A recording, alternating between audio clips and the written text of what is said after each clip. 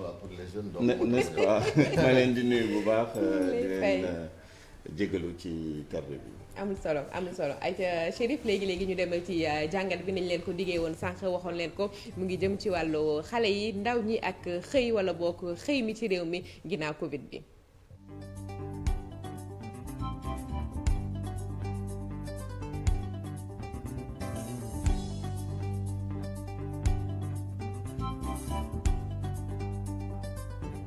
Modou Fall ñu ngi lay gërëm mbokk yi kon ñu am mbégte dalal fi Souleymane ci jàngatu ajuma bi ci wàllu koom-koom ba léegi mais nag xëyum ndaw ñi leen bëgg a wax de manière générale wante emploi parce que au delà du Covid gis na ni jafe-jafe am na ci fan yi sax ñi di administration mi ñi ngi amal ay CRD ngir déglu ndaw ñi xam seen i bëgg-bëgg laataa ñu ciy indi saafara ba tax ñu bëgg a taxaw sur les chiffres de l'emploi ba ki dem dégg nañ le ministre joxe ko Souleymane la situation au Sénégal ci terme emploi lan la. xëy na emploi bu ñu koy xayma li gën a bëri taux de chômage la ñuy wax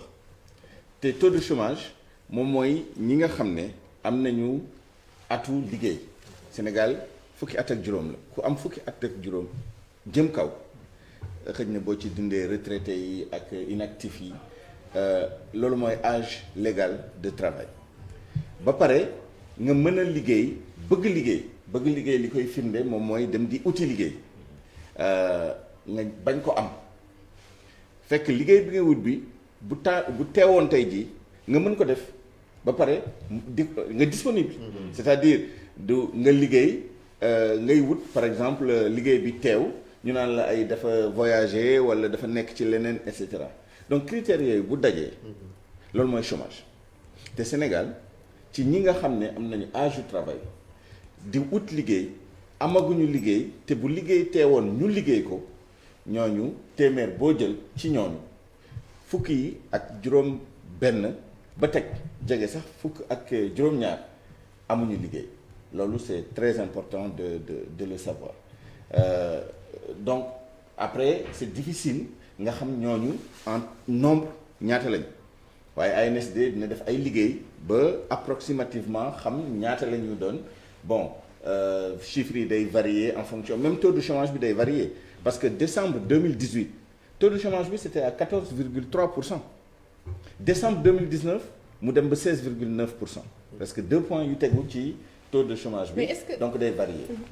doyen est-ce que chiffres yooyu nga xam ne moom lañu joxe ci kayit yi bu ñu ko xaymaa ci nekkin wi est-ce que amul ak waroo. alors. am na waroo amul waroo parce que téeméer boo jël fukki ak juróom-benn. amuñu liggéey j'ai comme l'impression que dafa mel ne balance beneen côté bi la gën a féete en fait. alors waroo na waroowul. parce que boo gisee ma indi critères yu tax ñu wax taux de chômage loolooy indi jiixi jaaxa bi parce que nit ñi boo leen waxee taux de chômage rek ñu ngi xool seen entourage ñi nga xam ne xëyuñu waaye nit ñi bu ñuy def statistique ñooñu dañ ciy génnee ñi nga xam ne déjà amuñu âge travail. ku am 14 ans bu ñu def chiffre chômage duñu la ci boole ku am 13 ans bu ñu def taux de chômage duñu la ci boole nde sax am na ay xale yoo xam ne 13 14 ans ñu ngi dem di xëy ay apprenti lañ ci ay atelier menuisier mécanicien et cetera mais ñooñu duñu leen boole ci statistiques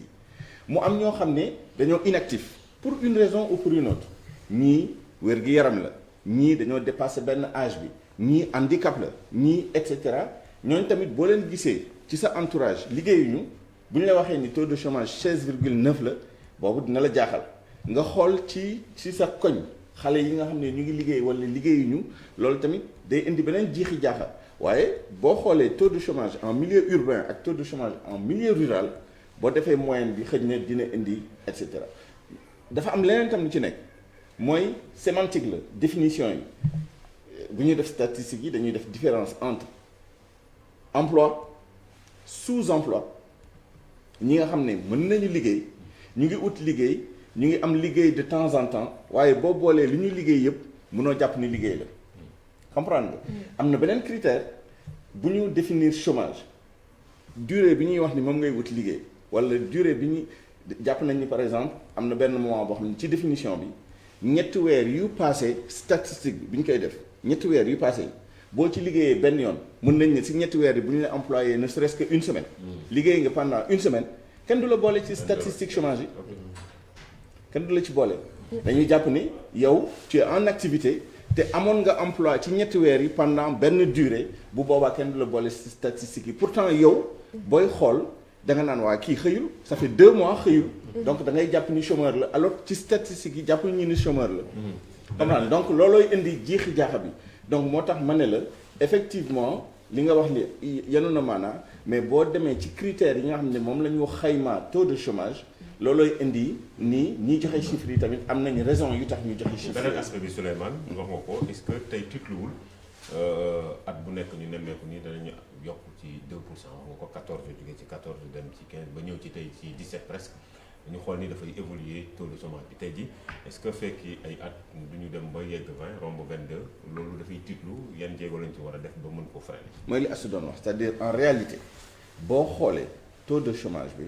nga dindi critères yi ñu indi yooyu par exemple boo dindee critère de emploi pendant une durée déterminée ñu employé la pendant par exemple une semaine ci 3 mois yu weesu bu boobaa chiffre bi dina ëpp téeméeri junni yoon 16%.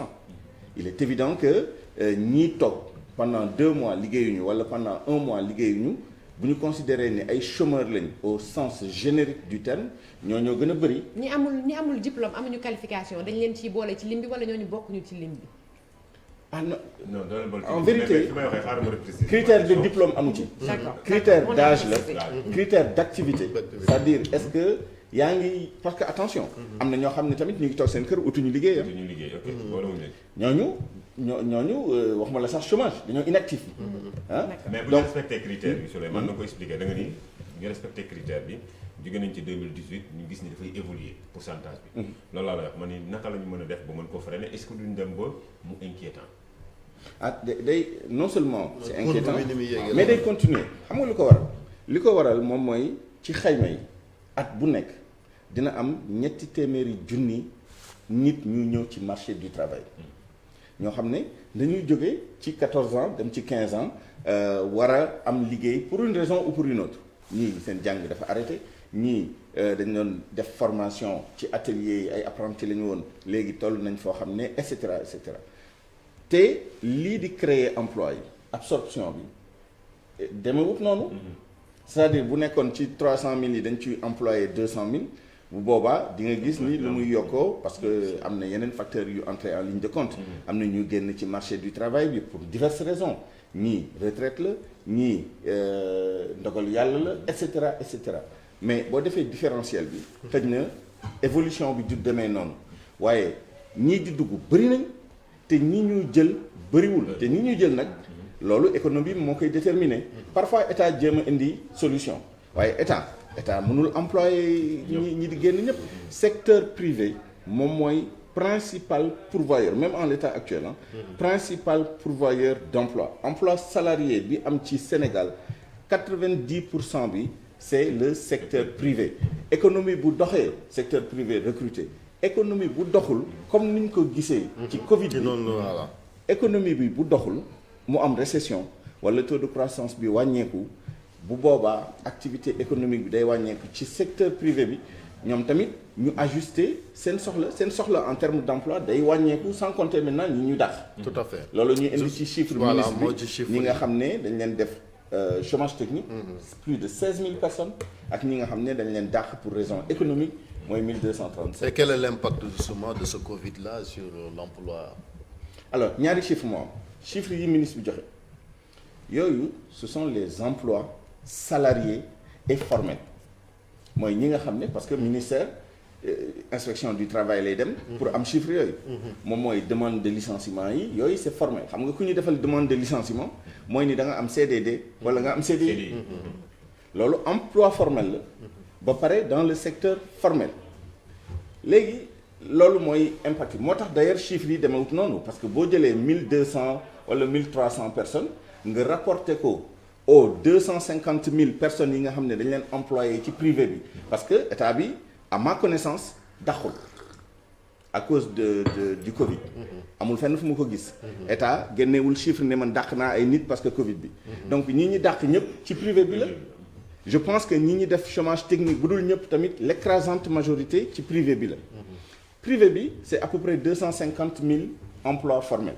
boo rapporté 1200 ci 250,000 c'est moins de c'est moins de 0,5%. xam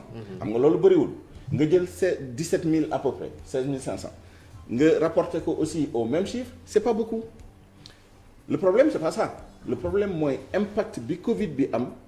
sur l'ensemble des travailleurs formels non formels mooy informel bi nga boole leen ci secteur agricole secteur non agricole économie bi yépp bu boobaa lay am intérêt te travail boobu c'est l'ANSD qui l'a fait en novembre dernier def nañ benn enquête boo xam ne ça portait sur la période juin-juillet 2019 te juin-juillet bu ngeen remarqué moom mooy bi Covid bi commencé wàcc tuuti avant deuxième vague te booba ñoom bu ñu xaymaa gis nañ ni y a beaucoup mais boobu enquête c'est sondage la parce que échantillon 1220 personnes lañ jël au téléphone laaj leen fekk ñu defoon beneen enquête bu njëkk sur les ménages boobu lañ jël groupe boobu génnee ci échantillon jël téléphone woo leen pour xool nan la Covid bi laalee seen activité bi ñu jëlee 1220 personnes yooyu 60% yi dara changé wul seen liggéey bi ñu amoon moom lañ continuer di am et cetera et cetera des na 40% ci 40% yooyu am na ñoo xam ne ils ont dû changer de travail parce que activité bi ñu nekkoon bi doxutoon am na ñeneen ñoo xam ne dañoo perdre seen liggéey complètement et chiffre boobu c'est beaucoup plus important que chiffre bi ministre bi joxe et c'est ce chiffre là qui est pertinent même bu nekkee ni méthodologie bu ñu utiliser bi c'est différent ministère total la am dafa mel ni recensement des cas la def sur une partie du marché du travail mooy marché formel mais ANSD méthodologie sondage lañ def donc dañoo échantillonner même si l'échantillon est censé représenter l'ensemble de la population des travailleurs ak impact bi am ci ñoom sur une période boo xam ne c'est un peu différent parce que ministère ñoom seen période ça a touché un peu la on voit que jeunes yi ñoo le problème c'est la jeunesse parce que gis nañ jafe-jafe yi am bërki dem le président a dit que comprendre na leen ba enveloppe 300 milliards yi ñu wax pour emploi des jeunes naka lañ mën a def wala yan secteur xëy na lañ mën a offrir de l'emploi à ces jeunes là. alors c'est un sujet complexe bu nekkoon ni yor naa solution bi yaakaar naa ministre lay nekk wala leneen non mais est-ce que tamit xëy na secteur privé bi mënul nekk cëslaay loo xam ne ndax sànq ko ci sa biir yi wax secteur privé moom moo mën a dooleel réew moom moo mën a dooleel emploi projet yi ñuy def ndax gënut a yomb ci nguur gi mu jàpp secteur privé bi. non li état bi bëgg def secteur privé la ko bëgg def c'est l'entrepreneuriat la question c'est est-ce que entrepreneuriat c'est la solution c'est-à-dire entrepreneuriat moom mooy nga jël ay ndaw laaj leen yan idée projet la ñu am ak activité jàppale leen ci financement ñu tàmbali liggéey waaye ci àdduna bi yëpp rawatina suñu dëkk yi nii ñëpp xam nañ ni taux de mortalité société yi ndaw yi ñuy créer dafa jéggi dayo PME la téeméeri société yi ñu créer boo demee ba juróomi at après écrasante majorité bi sociétés yi dañu nasaxaay écrasante majorité yaakaar naa 25% ñoo ciy dund te am na nu muy demee sax sur la durée ñu nañ yëpp dañu dee donc sur 100 boo moytul 10 moo ciy dund nga jël xaalis bi looloo xew nag depuis boobu ba léegi jël ay xale yoo xam ne même ñi motivé te li may chiffre yi mu lay jox yi moom mooy ñi nga xam ne dañoo am motivation dëggantaan ñoo xam ne dañoo am idée réfléchir si di ko togg ay ati at dem ba nga xam ne wóor na leen ñoom yaakaar nañ ni am nañu 100% réussite bu ñu leen joxee xaalis presque 75% yi au bout de 5 ans dañu nasaxaay. mais est-ce que amul rawatina nag bu nekkee da nga fekk xale boo xam ne dafa tëdd biir néegam nga fëgg ko ne ko kaay 10 millions ngi nii. demal nga def loo xam ne xamagoo sax lan la. kooku c'est 100% de chance d'échec donc il faut ñu xool paradigme yi. essayé nañ ko ak FNPJ essayé nañ ko ak OFEJBAN essayé nañ ko même ANPEJ ak yeneen instruments yu ñu amoon pour xale yi ñu dugal leen ci entrepreneuriat il faut renforcer le secteur privé ñoom ñooy employer ñoom ñooy recruter dans des entreprises yoo xam ne def nañ la preuve de leur viabilité il suffit juste que ñu jàppale leen pour ñu recruter maintenant bi nga leen di jàppale parce que état bi am na ay mécanismes yu mu teg ñu ngi garantir ay prêts ci banques yi wax nañ ñi nga xam ne dañoo am ay besoins en fonds de roulement ay ñi nga xam ne dañoo am besoin investissement en capital en immobilisation ñu ngi leen di defal ay schéma ay instruments yoo xam ne dañuy dem ci banques yi di lebu am na ñoo xam ni état bi moo leen jox directement xaalis am na ñoo xam ne indirectement leen jox xaalis parce que am na ñoo xam ne daf leen yoreloon depuis des années diggante daaw ak année prochaine 3 ans def nañ programme de remboursement li ñuy tuddee des obligations impayées moom mooy arriérés yi nga xam ne état yi daf ko amaloon sans compter maintenant au plan fiscal ñi nga xam ne dañ leen defal ay report ñi ñu defal leen ay sorte d'amnistie épongée ay yu nu mel donc nañu continuer loolu ba pare nag attaché ci ay conditions en termes de recrutement en termes de formation xale yi nañ leen former d'abord avant ñu leen di dugal ci entrepreneuriat parce que loo jàngul xamoo ko bu ñu la joxee 1 milliard tamit boo moytul même bu nekkee am nga bonne volonté luubaloo ko defoo ko ci voyage defoo ko ci leneen jëndoo ko yëre jëndoo ko oto même bu nekkee da nga ko jéem a def ci liggéey bi ndee amoo compétence yi amoo savoir bi amoo savoir faire bi boo moytul xaalis bi dafa nar a neen. defe naa doyen wax nga ko ci biir formation boobu tam est-ce que jotul ñu xoolaat jaar bi ci wàllum njàng mi ndaxte bu ñu jëlee des milliers de jeunes dajale leen biir université est-ce que xale yooyu jotul à un moment donné qu'on essaye de trouver des voies et moyens pour orienter leen ci yenn secteurs yi ñoom ñëpp ñu bañ a nekk rek lëkkali ko nekk ci benn bërëb ñëpp ne loolu la ñuy def ñëpp di yéeg mu mel ne benn train boo xam ne ku am bac yéeg te kenn du wàcc est-ce que tamit foofu jotul ñu tàggat leen ba bu ñu génnee ñu mën a liggéey ci saa si parce que fi yenn saa yi da nga gis ku def 3 ans formation bu ñëwee en entreprise mënta liggéey. c'est ça mais mënta liggéey parce que xëy na pratique théorie la nekkoon bu desee lu dul pratique ñu ne la kaay nga stage est-ce que tamit jotul ñu jéem a jooyantiwaat le cursus la formation professionnelle académique. diagnostic bi moom c'est très clair li nga wax lii lu wër la te je pense que état bi xam na ko pour ne pas dire le gouvernement état bi xam nañ ko parce que boo demee université. tey ñu ngi dans la professionnalisation des filières les masters professionnels c'est fait pour ça boobu da nga doon def master de recherche yi kenn xamul léegi master professionnel dañuy jàngal xale yi liggéey même dans le cadre du master après attention il y a des problèmes c'est vrai que état bi le gouvernement il y a beaucoup de problèmes franchement il y a beaucoup de problèmes de vision peut-être même pas de vision bi c'est relativement clair c'est la mise en œuvre des programmes des projets etc mais il faut pas occulter non plus les problèmes yi am de l'autre côté je vous parle d'expérience mos naa liggéey ci benn voilà rapidement sur la formation professionnelle avec la coopération luxembourgeoise etc même si ça n'avait pas très abouti mais li ñu constaté woon boo demee ci centre de formation yi nekk ci région yi ak ci département yi les CETEF les CRETEF et cetera foofu nga xam ne on est censé xale yi ñi nga xam ne seen jàng soriwul wala dañoo jàng benn niveau dugal leen ci formation pour mais da ngay dem fekk yenn filières yoo xam ne c'est des filières porteuses tey poterie di def ay céramique ak yi ni mel mais il y avait un potentiel énorme d'emploi te boo ci amee liggéey am ci xaalis bu bëri mais boo demee ci département yi ci localité yi parent boo ne jëlal sa doom nga yóbbu ko mu jàng poterie mu ne la tey nga rey ma létt dem nañ ci benn village boo xam ne dafa am benn centre de formation diaspora village bi ñoom ñoo ko créé am na benn xale boo xam ne da doon létt foofu jàng létt ci biir kii parce que loolu la bëgg ci xolam baayam mu ngi en Allemagne mu ngi woon à l'étranger baay bi xamul woon ni doom ji mu ngi jàng létt parce que bu ko yëgee pour des raisons socio-culturelles da koy rey donc il y a beaucoup de choses comme ça ban parent moom moo bëgg doomam arrêter en 3e wala même en terminale dem dugg centre de formation wàcc raxasu menuiserie métallique menuiserie bois poterie et cetera bëriwul donc il faut aussi ñu indi changement de mentalité pour que aussi société bi mën a absorber maintenant le dernier point c'est démographique honnêtement on a une jeunesse très nombreuse xaw ma nan la ñuy def pour indi régler le problème. En tout cas defe naa ne ku ci nekk ci askan wi am nga ci wàll que ça soit nguur gi que ça soit ci biir koñ yi ndax gis nañ ne bu njëkk ba yenn saa yi doon nañ def seen kéemtalaay kattan ngir di tàggat xale yi déjà ci civisme déjà ci citoyenneté defe naa ne base boobu bu amee rek la ci des mottali ko dina yomb. On nous annonce des maisons de jeunesse et de citoyenneté. On verra bien qu'est-ce que ça va donner. Il y a aussi l'armée on peut recruter beaucoup de jeunes dans l'armée les encadrer leur donner une activité et surtout renforcer seen citoyenneté. kon daal